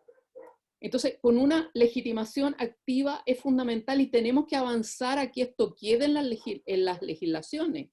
Por ejemplo, mira lo diferente que ha ocurrido con toda la propuesta, por ejemplo, de la ley de cambio climático, con esta condición de que las políticas tengan que estar fundamentadas en la ciencia. Ahí obviamente el empresariado, para el tema de descarbonización o para el tema de adaptación, tema de recursos hídricos o de restauración de bosques o de etcétera, etcétera, claramente si no le da el ancho de poder tener una contraparte, digamos, de que vaya a ponerse por sobre la evidencia científica, no tienen ninguna posibilidad de seguir imponiendo una serie de estudios de consultor, etcétera, frente al vacío de información que pueda tener la sociedad en la medida en que no tiene plata para pagar abogado, para pagar científico o para pagar consultora. Entonces ahí tenemos un ejemplo, como en una política como esta ley de cambio climático, tú poniendo un actor distinto del sector empresarial, que es el que hoy día tiene esta alianza de la burocracia económica y estatal, que es la élite, que mantiene esta inercia que no nos permite avanzar en la democratización y en la equidad, ni en la sustentabilidad menos, cuando tú ya solamente pones un pequeño elemento que es certeza científica para esto, tú inmediatamente tú aplanas la cancha, tú haces una cancha en el cual al menos hay dos jugadores y por lo tanto hay contrapunto. Y entonces ahí la enseñanza, un poco lo que decía Roberto y la Magdalena, acá claramente la única posibilidad de avanzar en la equidad y la sustentabilidad es subir a la sociedad civil, incluyó los sindicatos, las juntas de vecinas, las fundaciones de interés público, las organizaciones de mujeres, de la niñez, etcétera, a la cancha de las decisiones. Sin esa legitimación es imposible la implementación, porque vamos a tener esta burocracia económico-estatal siguiendo con la propia lógica bajo la excusa del crecimiento económico, que es la única ideología del desarrollo, no es la ideología del ejercicio de los derechos ni del bienestar, sino que es del crecimiento económico. Por lo tanto, aquellos actores que puedan establecer un PIB, aunque tú no cuentes el pasivo ambiental o le restes al PIB la pérdida de capital natural, vas a seguir con esa mentira de desarrollo y por lo tanto el derecho al desarrollo será que te suban el salario mínimo cada 2 años o cada 3 años y eso sería todo. Entonces, acá claramente el problema que estamos enfrentando con esta constitución es cómo repartimos el poder, cómo reestructuramos una gobernanza donde obviamente aplanemos la cancha y que estén todos en la toma de decisiones y que estén todos y que estén los fundamentos de la toma de decisión, quienes toman la decisión y con qué fundamentos la tomaron. Sin eso, no hay la posibilidad de tener una convivencia y una legitimidad democrática. Gracias, Manuel. Sí, lo que quería mencionarles como experiencia de lo que hemos pasado ya en estos más de 10 años de nuestra Constitución, es que este tema que están tocando ahora es absolutamente fundamental, el tema del tejido social, el tema de la participación de la sociedad civil organizada. Porque aquí en Ecuador se dio un fenómeno que ustedes seguramente lo escucharon. El gobierno, por 10 años que tuvimos en Ecuador, se autodenominaba el gobierno de la revolución ciudadana. ¿Eso qué significaba? La ciudadanización de la participación social. Imagínense la atomización, la dificultad para que los ciudadanos puedan expresar. Al no haber ese tejido social al que se lo atacó mucho durante esos 10 años, al que se lo hostigó mucho para que se destruya ese tejido social, al promover esa participación de la ciudadanía, es decir, dejamos de ser organizaciones, dejamos de ser comunas, dejamos de ser pueblos para convertirnos en ciudadanos y hablar desde la ciudadanía. Y eso es un riesgo complicadísimo. Y uno de los goles que nos metieron en la Constitución actual de Ecuador, que está vigente, es el tema del Consejo de la Participación o el famoso quinto poder. Ese quinto poder lo que hizo fue institucionalizar la participación social. Un tema absolutamente negativo, contraproducente para el ejercicio de derechos. Este quinto poder en el contexto ecuatoriano, aunque ahora se cambió con un plebiscito que hubo, tenía la facultad de que la participación social solamente se podía hacer si esa veeduría, esa organización, ese observatorio se registraba en el quinto poder. ¿A quiénes registraba el quinto poder? A quienes eran afines al gobierno. A quienes no los registraba y por tanto sus informes no eran válidos, no servían para hacer ningún cambio, ninguna incidencia real en lo que pasaba en el país, a los que estaban en la oposición, entre comillas, a quienes eran críticos a la gestión del gobierno. Entonces, este tema del fortalecimiento del tejido social que acabaron de mencionar versus esta ciudadanización de la participación es un tema que tienen que echarle mucho ojo en este proceso. Gracias. Hernando tenía la palabra, había pedido la palabra. Además, a todas y a todos por apoyarnos en esta actividad y por iluminarnos con estas claras palabras. Magdalena, te quería hacer una pregunta a ti en particular en relación a cómo ves tú la incorporación de los estándares internacionales en derechos económicos, sociales, culturales y ambientales a la nueva Constitución, algo así como un punto de contacto entre los tratados internacionales y lo que escapa de la nueva Constitución, más allá de avanzar en un catálogo taxativo de derechos que esté desarrollado en el mismo texto. ¿Cómo ves esta válvula de conexión con el desarrollo del derecho internacional de los derechos humanos desde la perspectiva de los derechos económicos, sociales, culturales y ambientales? Eso, muchas gracias. Es un gran tema. Gracias, Hernando, por la pregunta, porque realmente si uno mirara con sinceridad la Constitución actual, el artículo 5º, inciso 2, realmente traería, si esto fuera vigente, si fuera válido, el artículo 5º, inciso 2, traería realmente todos los tratados internacionales ratificados por Chile con una jerarquía superior a la ley. O sea, realmente tendría un peso importante. Y esto se vincula a otra parte importante de la discusión que tenemos que llegar. Es necesaria la consagración de un catálogo de DESCA en la Constitución.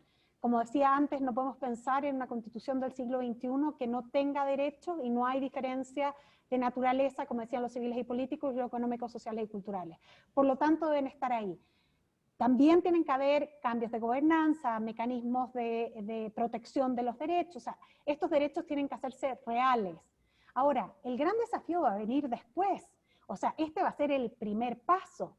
Pero también tenemos operadores jurídicos que no conocen estos derechos. O sea, realmente se hace imprescindible. O sea, no podemos pensar en una constitución del siglo XXI con las que no escuche las demandas sociales actuales, que no escuche la crisis de desigualdad enorme que vivimos en el país, que no trate de retroceder en los mecanismos de política neoliberal que no tienen cabida. O sea, realmente, si miramos nuestra Constitución, y esto hago un paréntesis, pero realmente hay veces que la discusión trata de decir, no, por ejemplo, nos convertiríamos en Chilezuela si cambiamos nuestra constitución y protegemos estos derechos. Pensemos solamente en un tema que mencionó Sara en la discusión, que es el derecho a la protección social. Nosotros hemos privatizado la protección social a través de las AFP. ¿Cuántos países lo hicieron después de Chile? Lo hicieron alrededor de 20 países. La mayor parte de esos países han revertido la política de privatización y han vuelto a una política de solidaridad que abandona la capitalización individual. Por lo tanto, la verdad es que somos un país bananero al mantener ciertas políticas en nuestra Constitución que van realmente en el opuesto de todo el desarrollo normativo constitucional mundial. Entonces, realmente lo que falta aquí es evidencia. Hay un manejo, una falta de pluralidad en los medios, en los llamados think tank, en la falta de este tejido social que nos han hecho creer que la mejor constitución es la que tenemos ahora, y hasta nos están tratando de hacer creer que es mejor ni cambiarla, que podemos cambiarla a través de ciertas leyes, lo que es totalmente falso. Necesitamos refundar nuestra constitución, refundar la constitución en un poder constituyente democrático, y necesitamos tener estos derechos consagrados. El reconocimiento de los derechos es el punto de partida, y el reconocimiento de los tratados internacionales en materia de derechos humanos. La tarea mayor va a venir después. Por lo tanto, es necesario también este entramado constitucional que sea realmente, que vaya como un engranaje que funcione de la manera correcta. Por lo tanto, reconocimiento de los TESC, reconocimiento de los tratados internacionales de derechos humanos, mecanismos de participación ciudadana, reglas claras que allanen la cancha para que de verdad tengamos una igualdad de oportunidades en el país, que no tenemos porque partimos de posturas tan distintas. Ni siquiera tenemos la igualdad más básica, no competimos desde la misma cancha. Todo esto necesitamos cambiarlo para empezar el trabajo después de que tengamos una constitución legítima, democrática y protectora de la dignidad de la ciudadanía. Gracias, Magdalena, y a todos y todas por sus respuestas a las preguntas y comentarios. Ahí voy a leer ahora aquellas que han llegado a través del chat. Paula Salvo pregunta para Sara Larraín: ¿cómo se imagina la incorporación de su concepto de gobernanza en una nueva constitución? Karina Vargas pregunta para Manuel, pero supongo que también para alguien desde Chile, ¿cómo se articularon los movimientos ambientales con los pueblos indígenas en Ecuador? Para Manuel. ¿Y cómo podría darse esa articulación en Chile? Para alguno de los panelistas que desde Chile quiera tomar esa pregunta. Alejandra Parra para Manuel: ¿qué le dirías a las personas escépticas de participar en el plebiscito?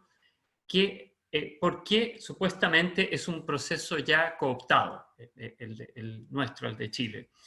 Y un participante anónimo para Sara: si consideramos que los modelos de gobernanza centrados en la privatización han sido causa de la violación sistemática de los DESCA en Chile, pregunta, ¿qué modelos alternativos de gobernanza a la privatización deberían de considerarse o impulsarse para salvaguardar los derechos humanos?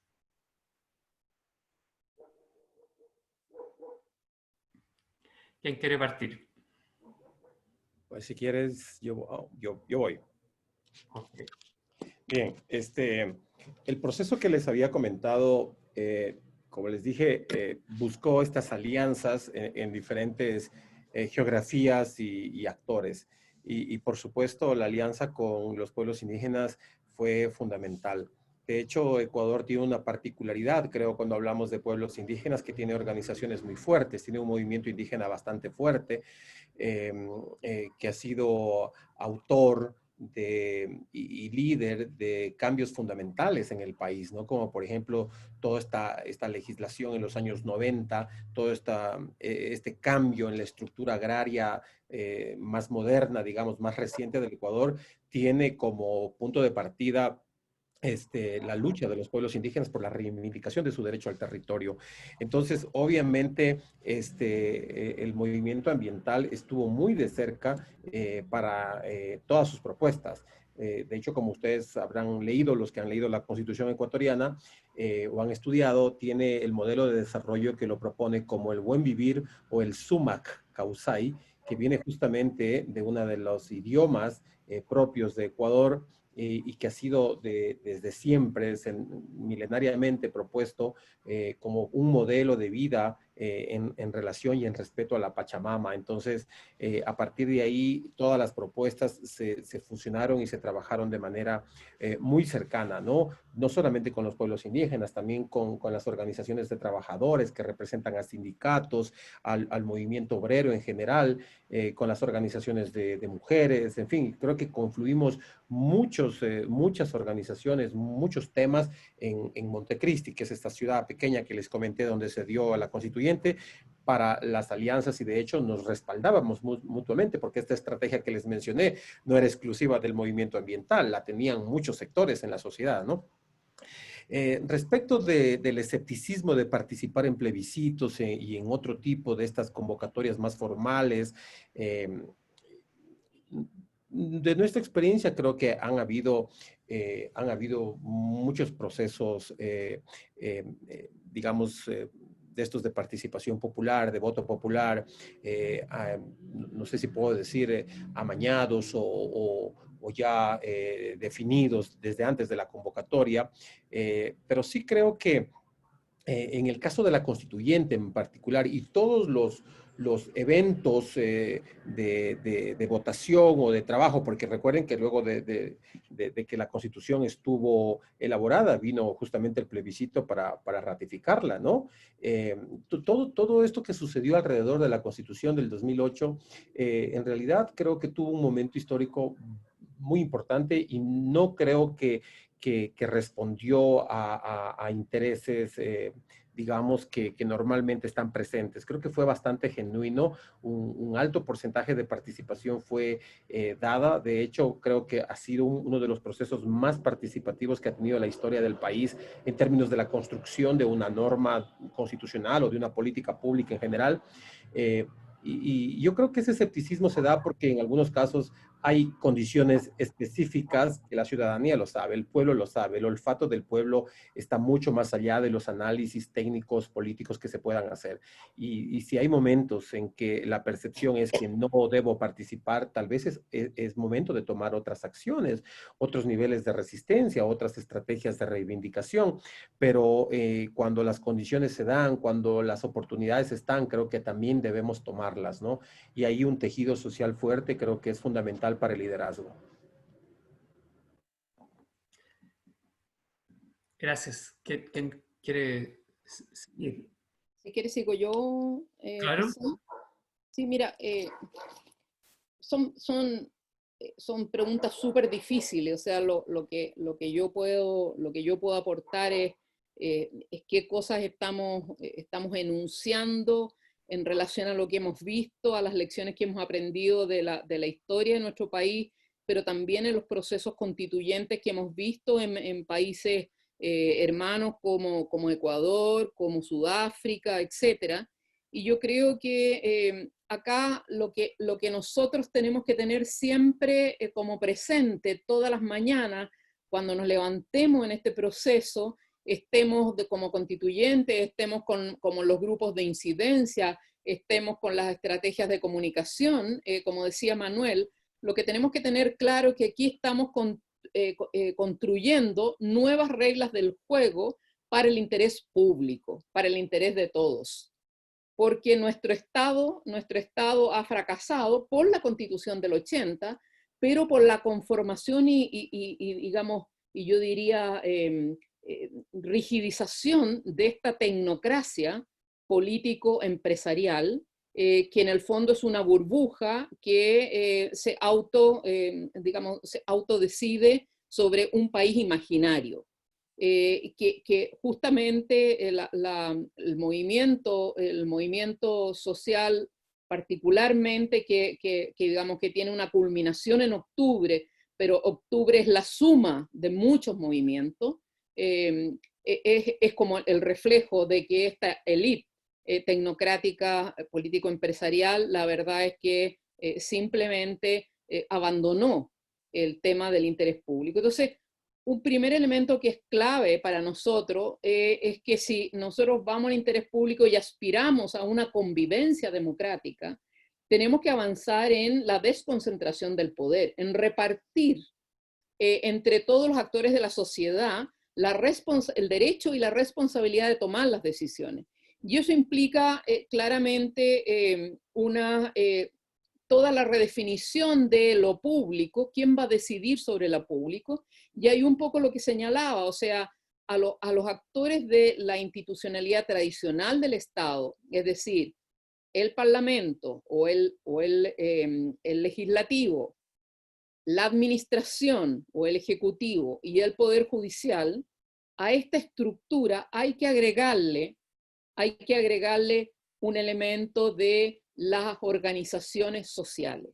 Y ahí las organizaciones sociales, desde las juntas de vecinos, obviamente hasta las fundaciones, y obviamente los sindicatos y los gremios empresariales, pero en una igualdad de condiciones de participación.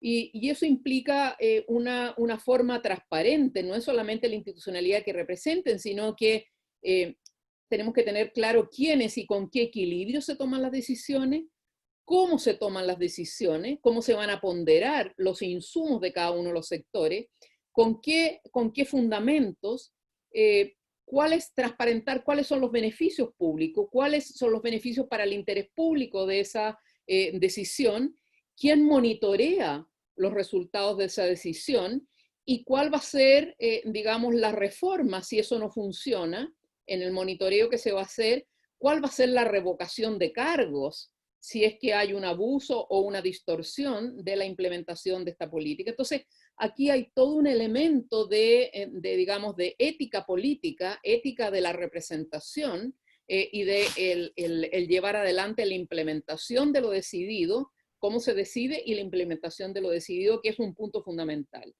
Y el segundo elemento que me parece claro, además de esta distribución del poder entre sectores, es distribuir el poder en los territorios. Acá claramente no vamos a avanzar si no hay una descentralización en la toma de decisiones. Además de la multisectorialidad de todos los actores, que no son solamente los actores estatales y los empresarios. Recuérdense que todos los últimos presidentes, del signo que sea, las primeras reuniones eran con las cámaras de los inversionistas o con las cámaras de los gremios empresariales. ¿Cuándo se han reunido los presidentes sus primeras reuniones con la sociedad civil? Ni siquiera con los sindicatos. Entonces acá es una vergüenza, hasta la estética es inaceptable. Entonces yo creo que ahí hay un primer elemento que yo creo que es fundamental a lo que la pregunta son los sistemas de gobernanza. Los sistemas de gobernanza tienen que ser sistemas que se democratizan desde la base. Y ahí obviamente está además los criterios de paridad de género, representación de pueblos indígenas, representación de sectores de la niñez, la juventud, o sus defensores o los garantes de esos derechos. Entonces, aquí tenemos que rediseñar cómo se toman las decisiones entre los distintos sectores de las distintas organizaciones y representantes de los sectores, además del tema de descentralización territorial. Un segundo elemento, yo creo que esto tiene que estar en el marco del proceso constitucional, es cómo vamos a hacer el proceso constitucional. Si nosotros no aseguramos la metodología del proceso constitucional como una metodología participativa democrática, va a ser bien difícil el tema de lograr la legitimidad, el tema de verdaderamente lograr recoger lo que la sociedad chilena está queriendo, independiente de los que van a ser elegidos en los mismos distritos parlamentarios, con un componente importante de listas que van al interior de los partidos políticos y que los independientes van a tener que estar parando el dedo o esperando que le ofrezcan desde una lista de un partido político ser, digamos, constituyente o no. Ya partiendo de esa distorsión en la cancha, aquí yo creo que hay que mirar bastante cercanamente la metodología tanto de Sudáfrica como la metodología de Ecuador. Acá tenemos los constituyentes elegidos que nos van a dar garantías independiente que tengamos paridad de género, que es un tremendo avance, y representación, escaños reservados para los pueblos indígenas, pero ¿cómo vamos a funcionar? ¿Van a funcionar por sí mismos? ¿Cómo entregamos un consejo técnico que sea elegido, que dé garantía a todos, que pueda ayudar a este grupo? ¿Cómo hacemos espacios para que cada asambleísta tenga asesores, una cierta cantidad de asesores que le den garantías a su sector? ¿Cómo vamos a todo el país? ¿Cómo hacemos asambleas en todas las regiones del país, en las ciudades más importantes del país, en ciudades donde hay déficit de democracia flagrantes, zonas de sacrificio, etcétera, donde hay violación flagrante de derechos humanos por parte del Estado? ¿Cómo hacemos asamblea? ¿Cómo estos asambleístas, estos constituyentes van a constituirse en grupos en distintas regiones del país? ¿Cómo van a tomar las demandas de la ciudadanía? ¿Cómo en la construcción de estos contenidos se van a ponderar estos elementos que señala la ciudadanía? ¿Cómo vamos a armar el proceso ratificatorio de estos elementos? O sea, yo creo que aquí mi intuición y la recomendación nuestra, por lo que hemos visto de las lecciones de los procesos constituyentes, es que si nosotros no partimos por una metodología radicalmente democrática del proceso constituyente, va a ser bien difícil que nosotros podamos legitimar ciertos instrumentos para una nueva gobernanza democrática. Y por lo tanto aquí el desafío no solamente está en el fin, sino que el desafío de incorporar estos elementos está en el proceso que vamos a estar construyendo. Eso es lo que yo podría un poco aportar a las preguntas que se hicieron. Gracias, Sara. Hay un par de preguntas más que están relacionadas y tal vez eso le permite a quienes no han intervenido o lo han hecho menos por poder dar su visión también. Una que está muy relacionada a lo último que señalaba Sara es de Erika Aguirre, con las reglas del juego que hoy tenemos, en el supuesto que gane el apruebo y la Convención Constitucional, ¿cómo podemos protegernos para llevar a la Asamblea a los mejores y no los que gasten más dinero en marketing, ya que el empresariado no va a escatimar en gasto? Y Nilo Cayuqueo, desde Buenos Aires, entiendo, a quien aprovecho de saludar, pregunta, ¿cuáles son los mecanismos que ustedes consideran necesarios para elaborar preceptos constitucionales que se cumplan? Por ejemplo, en Ecuador, Bolivia, incluso Colombia, son bastante buenos en cuanto a reconocer derechos indígenas, pero muchos no se han cumplido por esos estados, principalmente Ecuador y Bolivia. Han privilegiado el extractivismo como modelo para el bienestar. Por ejemplo, Correa decía que los recursos no son solo de los pueblos indígenas. Yo creo que con esas dos preguntas hacemos una ronda para cerrar en las 2 horas que más o menos nos damos de margen para estos conversatorios. Entonces, yo quisiera ahí sumarme un poco de las preocupaciones o lo que planteaba Sara de muy buena manera, que tiene que ver con el tema metodológico en el amplio aspecto de la palabra, porque tú lo presentaste muy bien, y sumarme un poco a la pregunta. Yo creo que este proceso tiene que ver, claro, bueno, obviamente el 25 se inicia este proceso con el apruebo y con la elección de esta forma de construir lo más ampliamente posible.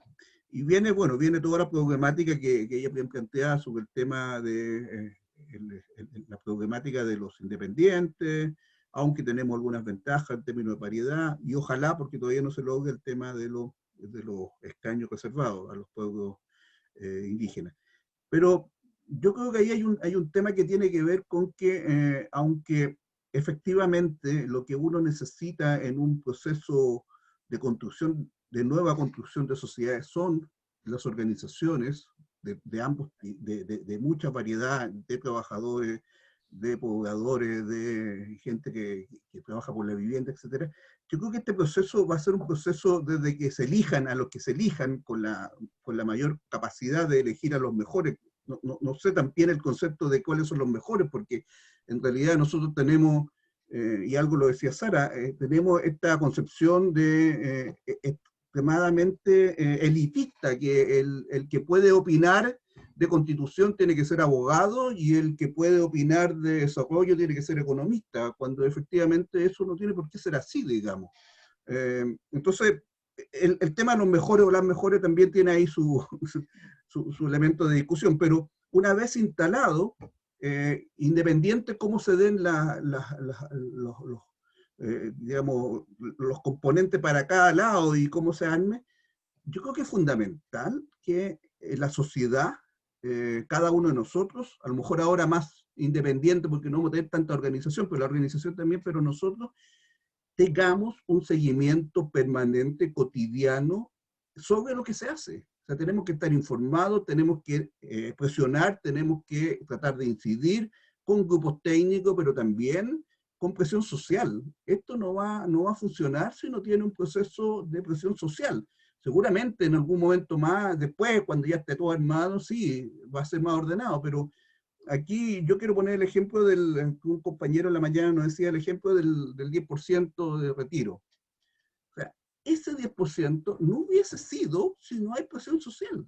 No hay, no sale. Entonces, yo creo que ahí también este proceso tiene que ser con un control social permanente y presionar permanentemente. Son nuestros representantes, pero efectivamente tenemos que acompañarlo técnicamente, pero también tenemos que acompañarlo socialmente para darle más seguridad, para que puedan pelear los temas. Entonces, yo creo que esta etapa va a ser una etapa muy entretenida si logramos que la ciudadanía efectivamente se empodere de este proceso. Y eso yo creo que es un tema que es absolutamente necesario, indispensable, porque si no, esto no va a funcionar. No podemos tener constituyentes que estén aislados tomando sus decisiones porque ellos son nuestros representantes. Y obviamente son 155, podrán ser un poco más si se sube con los escaños reservados, pero no son suficientes. Esto tiene que ser de los 18 millones, no sé, 15 millones. Eso. Gracias. ¿Alguien quiere agregar algo a esta pregunta o a la pregunta de Nilo Cayuquedo? Sí, quisiera comentar la pregunta de Nilo. Yo creo que uno de los elementos que van a seguir pesando, gravitando en el desarrollo de los países y por tanto también siendo de alguna manera la evidencia del respeto o violación a derechos, va a ser justamente el tema de cómo el Estado se piensa a sí mismo, cómo el Estado se financia, cómo el Estado funciona. En el caso de Ecuador, como les digo, logramos incorporar los derechos de la naturaleza. Tenemos un registro que lo pueden visitar, Derechos de la Naturaleza Ecuador. Ahí hemos subido todas las sentencias de 34 casos, juicios, procesos legales ganados en favor de los derechos de la naturaleza, con lo cual hemos logrado parar una serie de proyectos extractivistas. Pero digamos, son solo 34 de 300, de 500 proyectos que se aprueban y que se desarrollan. Lo que quiero decir con esto es que hay un marco legal, hay unas reglas, hay un contexto, hay una justicia, un sistema de justicia, y ahí estamos. Y yo creo que si es que hacemos una evaluación, sobre todo ustedes que nos pueden mirar desde afuera, pueden decir, yo como la pregunta de Nilo, yo creo que hay una buena constitución, hay unos mecanismos de acceso a la justicia, pero al final el saldo sigue siendo negativo. Tenemos una serie de problemas, tenemos una serie de violaciones a derechos que justamente su base está en lo que Nilo señala. Hay un modelo extractivista, peor ahora con el tema de la pandemia y las consecuencias para el mundo y para los países en particular. cada uno con sus propias geografías y problemáticas, que donde además de esta discusión que estamos manteniendo ahora en función del tema del ejercicio de derechos y de una gobernanza, también va a ser cómo el mundo se repiensa esta transición ordenada de cómo va a ser esta recuperación en términos de respetar derechos, respetar estándares, respetar naturaleza, pero de alguna manera tener una calidad de vida, asegurar una calidad de vida a la población, a la mayoría de la población. Entonces, creo que ese es un reto que ahora nos va a poner a prueba a todos, y Ecuador ha estado en reto luego de esta constitución que les mencioné, en el sentido de que, digamos, no ha tenido, pese a estos marcos constitucionales, no ha tenido la posibilidad todavía como Estado o como gobiernos, más específicamente, de pensar en un modelo donde se le apueste a la disminución del consumismo, por ejemplo. La disminución del consumismo no es solo un eslogan, es la posibilidad neta de dejar de buscar más recursos y de poder reutilizar y de poder pensarnos de otra manera, de combatir incluso el cambio climático. Pero le seguimos apostando al mismo modelo de desarrollo, entonces la desesperación de los estados y las sociedades es cada vez en tener más recursos para gastar y consumir. Y si eso es una apuesta en la que va a continuar, obviamente no va a haber recursos ni naturaleza que les dé soporte a eso. Entonces también hay un deber, hay una falta en la tarea escolar que no hemos cumplido, que es que ese modelo de desarrollo tiene que estar cambiando, tiene que estar afinándose hacia otro derrotero. Y yo creo que la pandemia es algo que nos pone justamente en jaque en ese sentido, y creo que nos va a obligar a repensar mucho de los patrones de desarrollo que hasta ahora hemos mantenido. Gracias. Bueno, gracias Manuel y a todos y todas las panelistas. Estamos llegando a las 2 horas del panel. La experiencia demuestra que después de las 2 horas empieza a bajar la sintonía, y además ustedes sería abusar del tiempo de ustedes. Ha sido un panel extremadamente rico, desde la génesis de los DESC, digamos, cómo surgen, hasta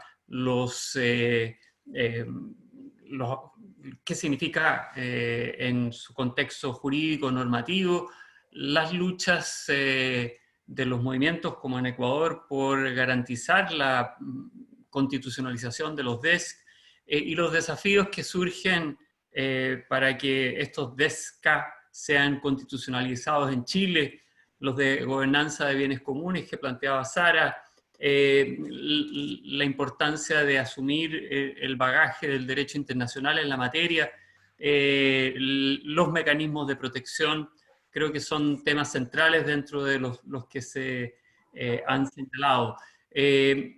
Para nosotros es fundamental tanto el tema de los contenidos como, sobre todo, y aquí se ha hablado de ello, del proceso para la construcción de la nueva Constitución.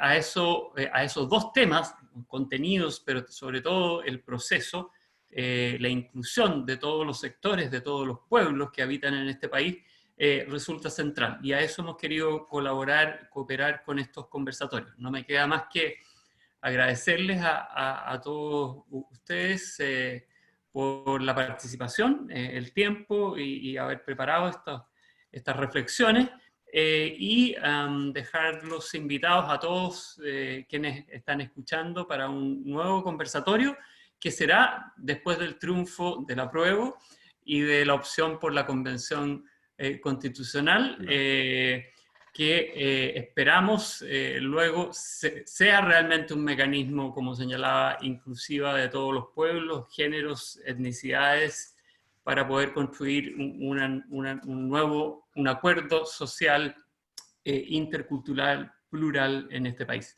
Así que quedamos hasta acá, con los agradecimientos reiterados, y también a quienes han hecho posible este espacio, Unión Europea y la Fundación Bol. Buenas noches y saludos a todos y a todas. Chao. Gracias. Chao. No, muchas gracias. Adiós, Nano.